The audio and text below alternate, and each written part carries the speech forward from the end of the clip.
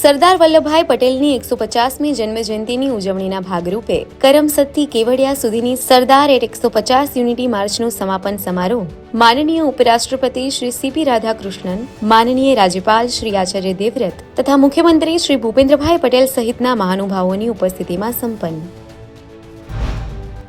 ગાંધીનગર ખાતે આયોજિત અર્થ સમિટના શુભારંભ અવસરે કેન્દ્રીય ગૃહ અને સહકાર મંત્રી શ્રી અમિતભાઈ શાહના હસ્તે સહકાર સારથી પહેલ તેમજ તેની ડિજિટલ સેવાઓને લોન્ચ કરાઈ. આ સાથે જ રાજ્ય સરકારના સ્ટેટ ફોકસ પેપર 2026-27 અને નાબાર્ડ બીસીજીના ગ્રામીણ બેન્કિંગ કા ભવિષ્ય વિષય પરના સંશોધન પત્રનું પણ વિમોચન કરાયું.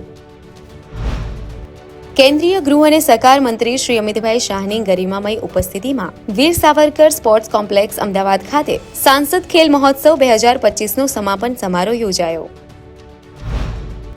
વોકલ ફોર લોકલ અને સ્વદેશીને પ્રોત્સાહન આપતા અમદાવાદ શોપિંગ ફેસ્ટિવલનો કેન્દ્રીય ગૃહ અને સહકાર મંત્રી શ્રી અમિતભાઈ શાહના વરદ હસ્તે શુભારંભ.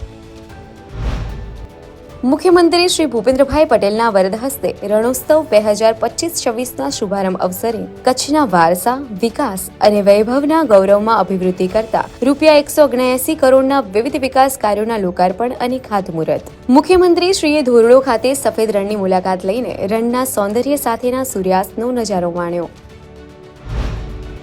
મુખ્યમંત્રી શ્રી ભૂપેન્દ્રભાઈ પટેલના વરદ હસ્તે નવનિયુક્ત આંગણવાડી કાર્યકર અને તેડાકાર તરીકે પસંદગી પામેલા 9000થી વધુ ઉમેદવારોને નિમણૂક પત્ર એનાયત કરવામાં આવ્યા. આ સાથે જ ગુજરાતના 172 આંગણવાડી કેન્દ્રોનું ખાતમુહૂર્ત અને લોકાર્પણ કરવામાં આવ્યું. ગુજરાત વહીવટી સુધારણા પંચ GARCનો છઠ્ઠો અહેવાલ મુખ્યમંત્રી શ્રી ભૂપેન્દ્રભાઈ પટેલને સોંપાયો. પંચના અધ્યક્ષ શ્રી ડોક્ટર હસમુખભાઈ અડિયાએ મુખ્યમંત્રી શ્રીને અહેવાલ સુપ્રત કર્યો. વિકસિત ભારત, વિકસિત ગુજરાત.